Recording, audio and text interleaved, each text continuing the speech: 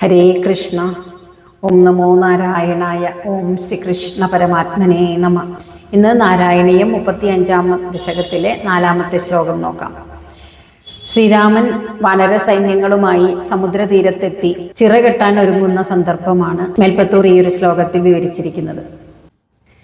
ത്വം സുഗ്രീവ അംഗദാദി പ്രബല കപി ചമൂചക്ര വിക്രാന്ത ഭൂമി ചക്ര അഭിക്രമ്യ പാരേ ജലധി നിശിചരേന്ദ്ര അനുജ ആശ്രീയമാണഃ തത് പ്രോക്താം ശത്രുവാർത്താം രഹസി നിശമയൻ പ്രാർത്ഥന അപാർത്ഥ്യ രോഷ പ്രസ്ഥാഗ്നേയാസ്ത്ര തേജാസ്ത്ര സദുദധി ഗിര ലബ്ധവാൻ മധ്യമാർഗം. ത്വം സുഗ്രീവ അംഗദാദി പ്രബല കപി ചമൂചക്ര വിക്രാന്ത ഭൂമി ചക്രോഭിക്രമ്യ പാരേ ജലധി നിശിചരേന്ദ്രാനുജാശ്രീയമാണ തത് പ്രോക്താം ശത്രുവാർത്താം രഹസി നിശമയൻ പ്രാർത്ഥനാപാർത്ഥ്യരോഷ പ്രാസ്താഗ്നേയാസ്ത്ര തേജസ്ത്ര സദുദധി ഗിര ലബ്ധവാൻ മധ്യമാർഗം.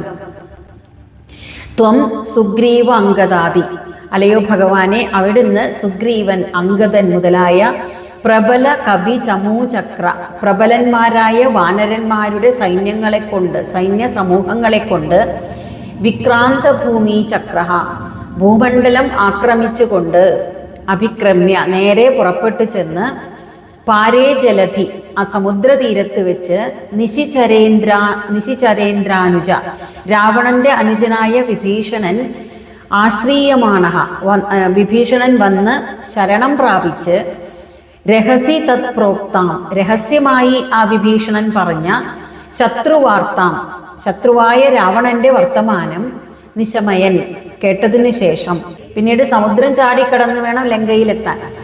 അപ്പോൾ സമുദ്രം കടക്കുന്നതിന് വേണ്ടി ചിറകെട്ടുന്നതിനായി ശ്രീരാമൻ വരുണദേവനോട് സമുദ്രമധ്യത്തിലൂടെ മാർഗമുണ്ടാക്കി തരണമെന്ന് പ്രാർത്ഥിച്ചു. ആ പ്രാർത്ഥന വരുണദേവൻ അനുസരിച്ചില്ല. അതാണ് പ്രാർത്ഥന അപാർത്ഥ്യ. തൻ്റെ അഭ്യർത്ഥനയ്ക്ക് ഫലമില്ലെന്ന് വന്നപ്പോൾ രോഷ, കോപിച്ചുകൊണ്ട്, പ്രാസ്ത അഗ്നേയാസ്ത്ര, ആ സമുദ്രം വറ്റിക്കുന്നതിന് വേണ്ടി ആഗ്നേയാസ്ത്രം തൊടുക്കാൻ ഒരുങ്ങിയപ്പോൾ, തേജസ്ത്ര സദുദധി ഗിര, ആഗ്നേയാസ്ത്രത്തിന്റെ തേജസ് കൊണ്ട് പേടിച്ച വരുണദേവന്റെ വാക്കുപ്രകാരം മധ്യമാർഗം ലബ്ധാൻ, സമുദ്രമധ്യത്തിൽ മാർഗം ലഭിച്ചു.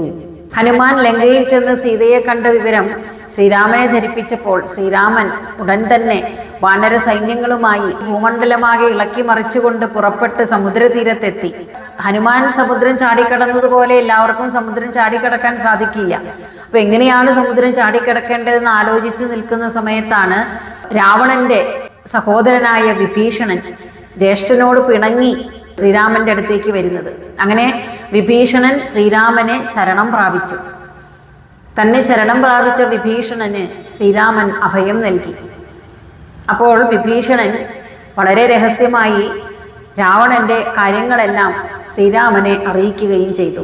ഇനി സമുദ്രം കടക്കുകയാണ് വേണ്ടത്. അതിനുവേണ്ടി ഒരു ചിറകെട്ടുന്നതിന് വേണ്ടി സമുദ്രമധ്യത്തിൽ ഒരു മാർഗമുണ്ടാക്കി തരണമെന്ന് വരുണദേവനോട് ശ്രീരാമൻ പ്രാർത്ഥിക്കുന്നു. എന്നാൽ ശ്രീരാമന്റെ പ്രാർത്ഥന വരുണദേവൻ അനുസരിക്കുന്നില്ല. തൻ്റെ പ്രാർത്ഥനയ്ക്ക് ഫലമില്ലെന്ന് കണ്ടപ്പോൾ ശ്രീരാമന് കോപം വന്ന് ആ സമുദ്രജലം വറ്റിച്ചു കളയുന്നതിനായി ആഗ്നേയാസ്ത്രം തൊടുത്തപ്പോൾ ആ ആഗ്നേയാസ്ത്രത്തിന്റെ തേജസ് കണ്ട് പേടിച്ച വരുണദേവൻ ശ്രീരാമനെ വന്ന് വണങ്ങി സമുദ്രമധ്യത്തിൽ ചിറകെട്ടാൻ വഴി കൊടുക്കുകയും ചെയ്തു.